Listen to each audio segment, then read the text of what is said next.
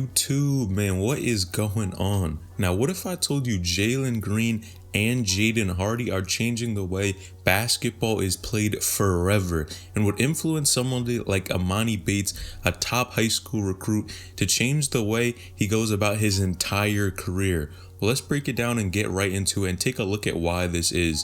Now, you guys know by now EMONI Bates is one of the top players in his class. Dude gets the KD comparison almost every single day because, of course, he's around 6'8", 6'9", can shoot the ball, can dribble, and is really just a fantastic player overall. Being that specific height, it really makes him unstoppable when he's going to the hoop or even shooting the ball because it's tough for a lot of people to defend him. Now, in addition to this, he's broke a ton of records and has the Gatorade Player of the Year award as a sophomore. He got that as a sophomore, and that was really interesting, and that's tough to get. Of course, being that young, he was even younger than LeBron when he actually got that. So it's very interesting and shows how good of a player this dude really is. Now, everyone is wondering, what is this dude's next move going to be? Of course, when you're this young and a lot of these other decisions are attractive to you, you have a lot of different decisions to make, and it's going to be a huge one. Now, initially, EMONI actually had committed to MSU and signed with Michigan State University, and you guys know how that went.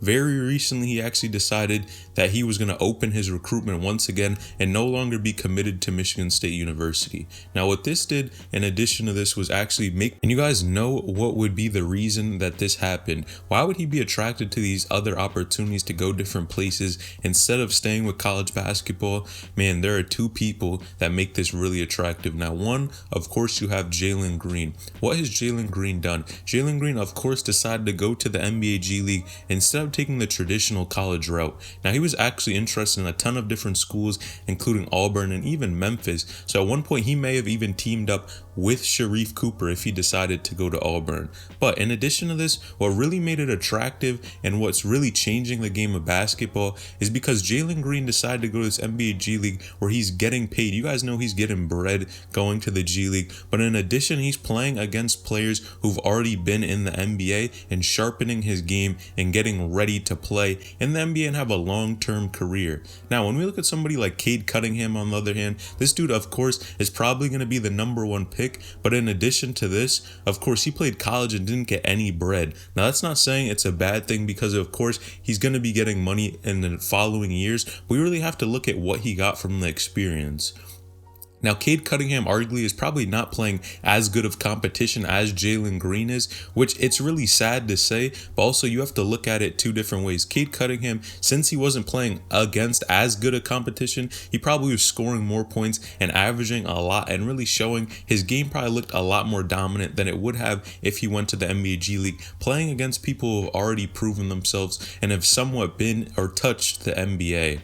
Now, with that being said, it clearly shows that Jalen Green and going this college route, it clearly shows that if Jalen Green and going this professional route and going to the NBA G League shows that you can still get to the league, get money, and still improve on your game. Which one of these players do you think really improved the most? If you're playing against people who have been in the NBA, it really makes sense to go to that spot and try to go to the G League. Now, in addition to somebody like Jaden Hardy as well is another player who took this route. Now, a lot of you guys know Jaden Hardy by now. This dude is another top recruit and just decided instead of going to Kentucky, going the NBA G League, which a lot of people knew he was going to do. Now, again, we have two of these really highly recruited players making this decision. It's definitely going to influence how EMONI Bates decides where he's going to go next. If he sees that these two routes are working well for people, they can still get drafted, have a long-lasting career, and it shows that they improved on their game during that time while they were in the NBA G League, and you get paid for it, it really is a no-brainer why EMONI would no longer want to be committed to Michigan State University, but maybe try to go a different school. Now, some people are even trying to say things like EMONI Bates would go to Texas University just because one, KD went there, of course, and he would be the follow-up and pretty much be the new, young, and improved KD. Now, of course, this makes absolutely no sense because, yes, he does have an offer from the school, but the coaching staff has changed plenty of times during this number of years. So it really doesn't make sense to say just because he's going to go to the same school, he's not going to be under the same coaching staff. But one thing a lot of people are missing here. Remember, the Texas Tech coach, Mac McClung, put his name in the transfer portal at one point, and it was speculated because the coach was leaving and is no longer at Texas Tech. And Mac McClung, of course, officially news just came out yesterday that he's actually leaving and going to the league, and he's going to sign with an agent. So he's no longer going to have eligibility, and that sounds like it's going to be his last moments with Texas Tech. He is no longer going to be there. Now, with that being said, the Texas Tech coach is actually going to Texas, which would make it really interesting to see if EMONI Bates, and that would make him interested in going to that school. Now, personally, I don't think it's going to happen. It seems like a long shot in my opinion, and I think the best route for him would just be to go to the NBA G League. When you see these highly recruited players continue to keep going there and prove that this method works and you can still make money, and plus you can get your college education whenever you would like, I think it's a no-brainer for EMONI to take his talents to the NBA G League. Now, would EMONI have the chance to be able to go straight from the league, straight from high school to the NBA? Man, it is a possibility, but I think it's an unlikely one. Now, you guys know the rule soon is going to take effect, but most likely it will be in 2023. And if you guys take a look at those years, by the time that does happen, we don't know if EMONI Bates would still be around by then. He is, of course, class of 2022, so most likely he would not be around. But the rule is still in the air if that would still be put into place. But it does seem like in the very near future, that is going to happen.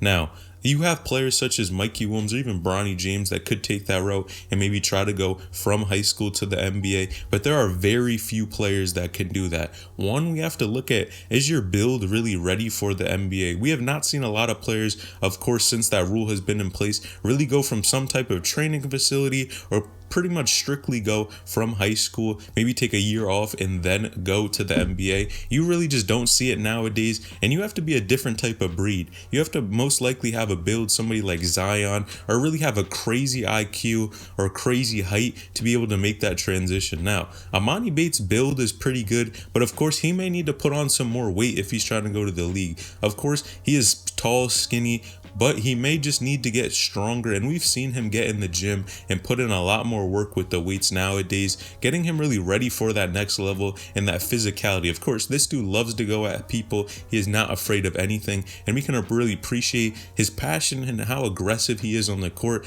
But in addition to this, you really have to look at the weight and how you can move on the court. You're going to be playing against grown men, so you have to make sure that you're really ready to go against these big dudes. They're not playing games with you, so you got to be ready, man. At all costs, you are playing against grown men at the end of the day. Now, I see people like JALEN Green and Jaden Hardy and all these top recruits that are going to the G League really influencing players like EMONI Bates just to follow in those same footsteps, since it looks like it's working so well. Of course, these guys are still ranked pretty well, and you have to remember, you have to perform well at any place you go, either if it's college or overseas or even the G League. You have to perform, and that at the end of the day, that's going to get you the farthest. It's not so much about where you go, but how you perform, the type of clout you have, the name, the notoriety you really bring on the floor. And man, EMONI Bates really has a ton of options to go, but personally, man, I see this dude going to the G League. But you guys let me know in the comments down below, where do you think he is actually going to go? He has a ton of options. Man, it's a lot to decide, especially at him being such a young age, man. He has a bright future ahead of him. But let me know in the comments down below, where do you think, man? Make sure you like this video, subscribe to the channel, turn on post notifications, get a new notification every time I upload a new video, man. It is free, man. Sub to the channel, leave a like. I appreciate it. All right, it's LNH and I'm out.